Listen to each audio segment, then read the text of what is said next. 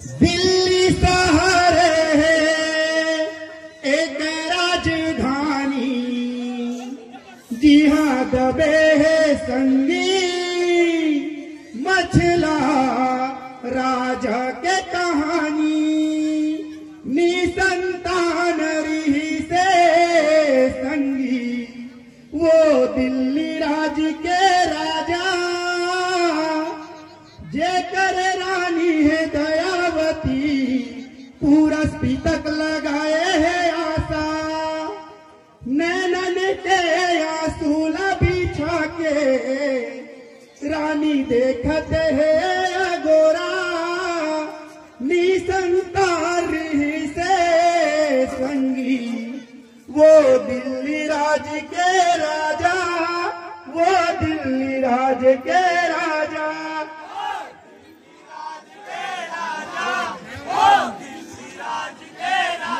बोल परम पूज्य गुरु घनश्याम बाबा की जय जय सतनाम।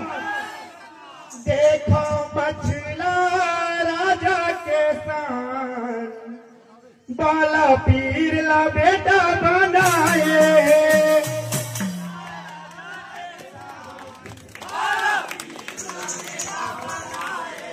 देखो मछला राजा के सान, बाला पीर ला बेटा बनाए।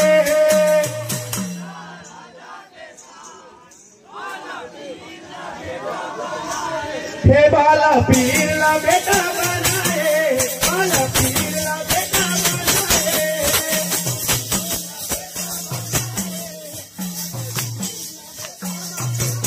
हे बाला पीर ला बेटा बनाए, बाला पीर ला बेटा बनाए।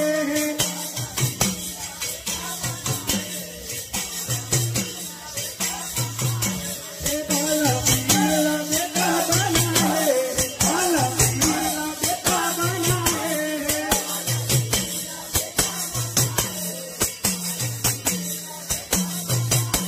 हे बाला पीर ला बेटा बनाए, बाला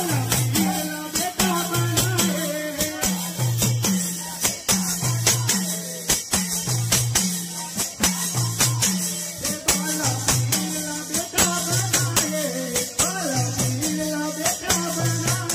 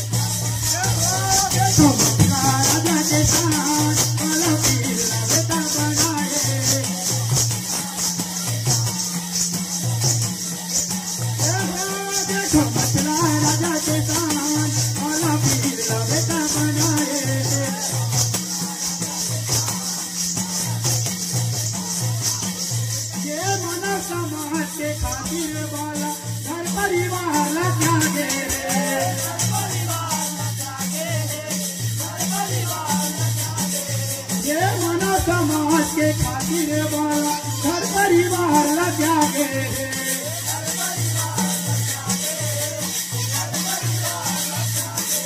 ये मानो समाज के खातिर बाबा घर परिवार ला त्यागे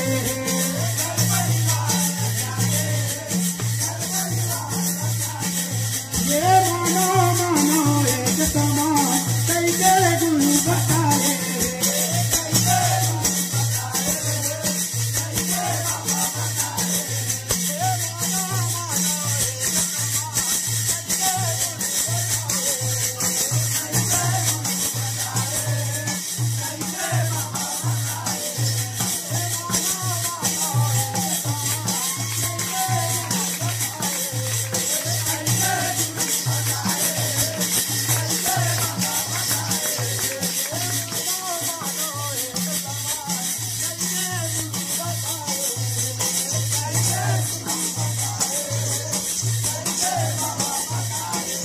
ये मानो मानो एक समान कल के गुरु बताए